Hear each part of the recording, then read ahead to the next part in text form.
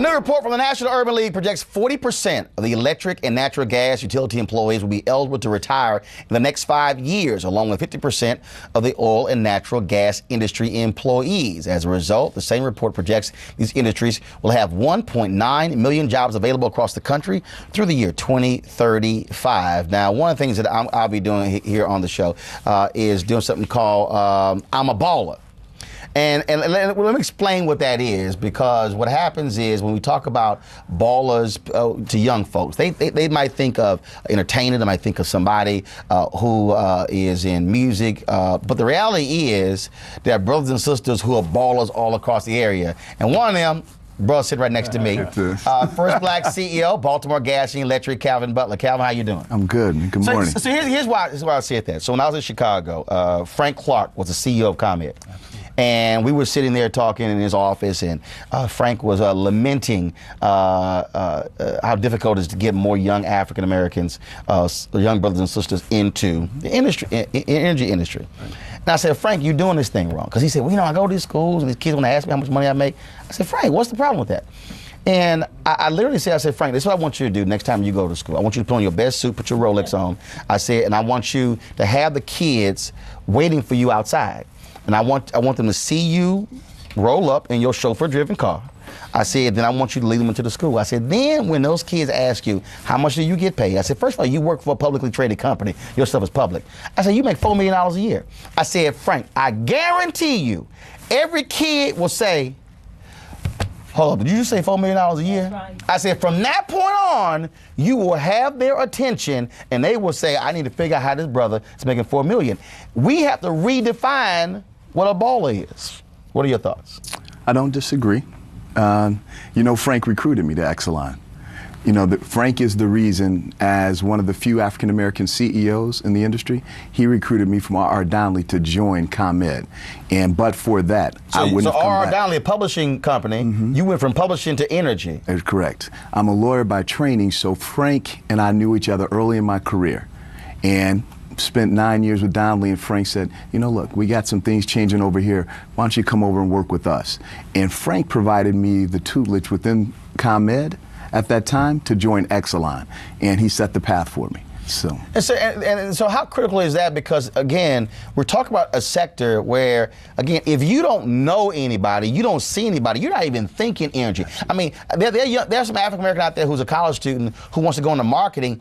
They're not thinking that there are marketing jobs in the energy industry. Roland, you're exactly right. And part of what I'm trying to do is really say the energy industry is growing.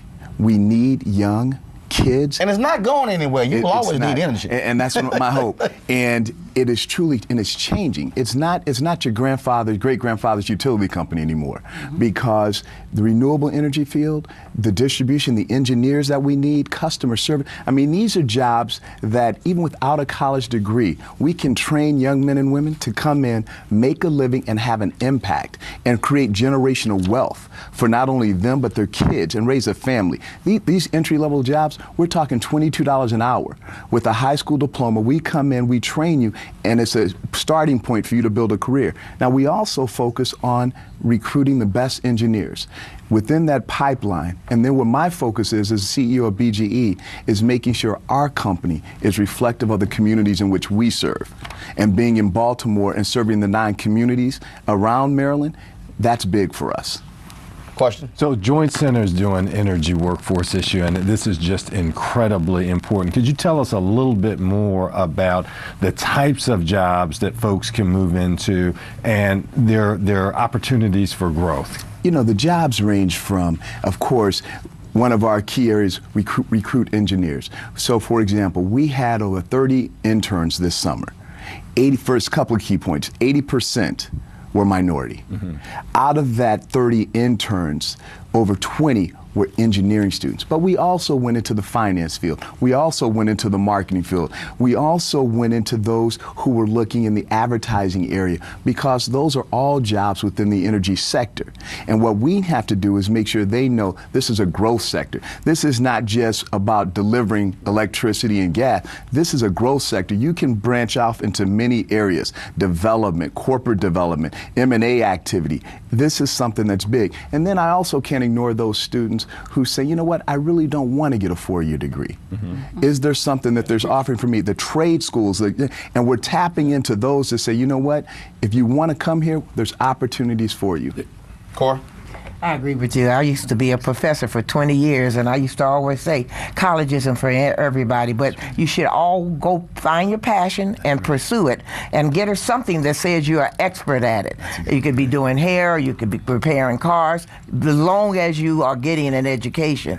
And about that conversation about, I was in a court case and my lawyer came up and I had a couple of my kids from the center, and one of them was one of real troubled young man, and he kept looking at, it was A. Scott Bowden. He said, oh my God, look at him, and he's got all these people following him, and he asked him, he said, how much money you making? Scott told him. I said, but more important, you start the conversation. This is how he made it. He made it by going to college. He didn't make it by selling drugs. He didn't make it by hitting nobody over the head. So if you just wait a little longer and stay on the right track, you can make that kind of money and stay free. Well, I was just saying, Roland know me. You know, part of having this job provides me a platform. That's right. To talk to young kids. And I take every opportunity I can. And you know, the days are long, the nights are short. And you know, it's just one more high school classroom that you talk to, but it's important because they need to see us. They need to see us in that job to sit back and say, really, what does a CEO do? And you know, and a lot of times the kids will sit back and say, man, that's a nice watch. That's right. But you know, you just smile, you know, they'll ask you. But the reality of it is you tell them how you got there. How you got it. And the hard work it took. And this weekend I was at a Silicon Valley Culture Shifts lab, Think Action Take in New York City, and Barrington Irving, who became the youngest person to fly around the world at 23. He said how that thing started. He said, I never in my life was thinking about flying. He said, but he ran to this guy, and the guy had his pilot's uniform, and he said, how much do you make? The guy said $117 an hour. He went, well, hold up. Did you say per hour? Right. And he literally, and I've been making this point for years, and I think what happens as adults, we keep saying, oh, y'all, don't worry about the money, like we don't worry about the money. Yeah. But the point is, if I'm in a space where a kid is seeing watches, cars, houses, they're seeing private planes, when all of a sudden you come in and you say, you know, you can do all of that, right, and you don't have to bounce the ball or get tackled, right, then all of a sudden they go, are you serious? And so to me, that's why I keep saying you have to redefine idea what's a ball, a barber.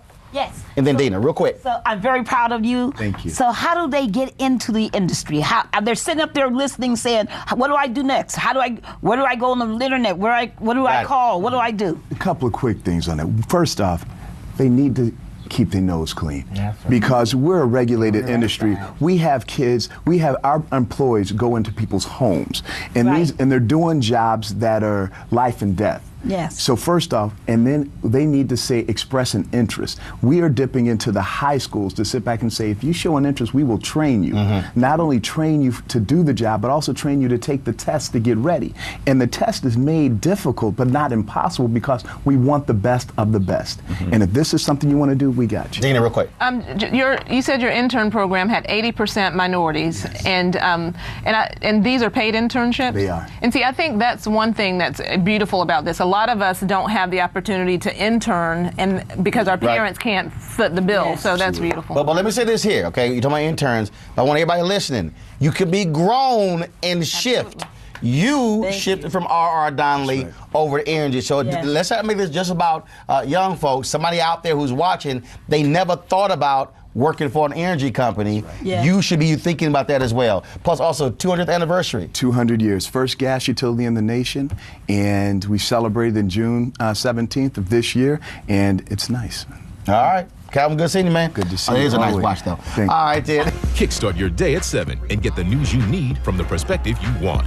NewsOne Now with Roland Martin. Every weekday morning at 7 on TV 1.